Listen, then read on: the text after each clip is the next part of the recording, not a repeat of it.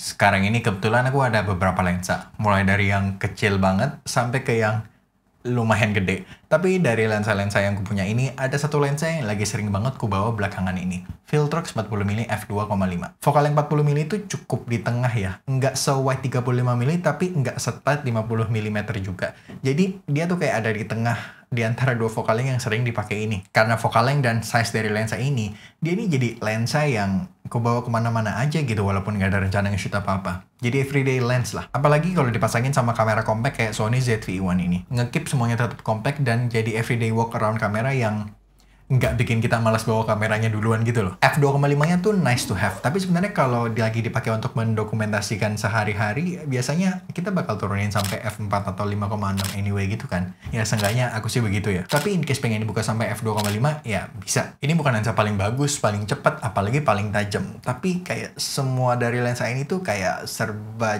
cukup. Bayangin aja, dengan harga di bawah 3 juta, kita bisa mendapatkan lensa untuk kamera full frame dengan kualitas gambar dan autofocus yang ya, sangat-sangat lebih dari cukup lah untuk kebanyakan kebutuhan. Ini bukan focal length dan desain baru sebenarnya untuk kamera Sony ya. Karena Sony sendiri punya lensa first party yang sama persis. Dia 40mm f2,5G. Yang secara overall semuanya lebih bagus dari lensa Viltrox ini. Tapi harganya lebih dari 3 kali lipat lensa Viltrox ini. BTW yang aku pegang dari tadi sebenarnya ini lensa Viltrox yang 20mm f2,8 ya. Karena 40mm-nya lagi kita pakai sekarang untuk shoot video ini. Jadi silahkan dinilai aja untuk video gimana. Menurutku sih cukup. Lensa 40mm ini secara spek udah pernah aku bahas waktu itu barengan sama lensa Viltrox yang 20mm ini. Mereka sama-sama R series. Dan kalau R series dari Viltrox tuh rata-rata secara fisik mereka tuh sama. Mulai dari ukuran sampai ke beratnya pun kayak beda-beda tipis banget gitu. Paling beda hitungan gram aja.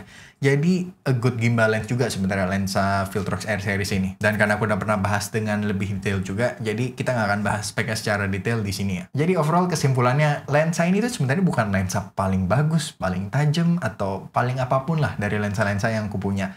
Tapi lensa ini bikin bawa kamera kemana-mana tuh jadi fun lagi. Dan disclaimer dulu, untuk konteks, aku bisa bilang gitu karena aku udah punya lensa lain dengan vokal yang serupa yang kualitasnya lebih bagus dari lensa ini. Jadi justru maksudku bukannya lensa ini jelek, justru sebaliknya. Aku ngerekomen banget lensa ini ke orang-orang yang lagi nyari lensa untuk kamera full frame-nya dengan medium focal length on a budget. Soalnya kayaknya saat ini Viltrox 40mm ini tuh kayaknya salah satu atau bahkan mungkin lensa yang paling best value untuk kamera full frame saat ini ya. Jadi buat yang lagi nyari lensa budget atau pengen cari everyday lens gitu, ini sih lensanya.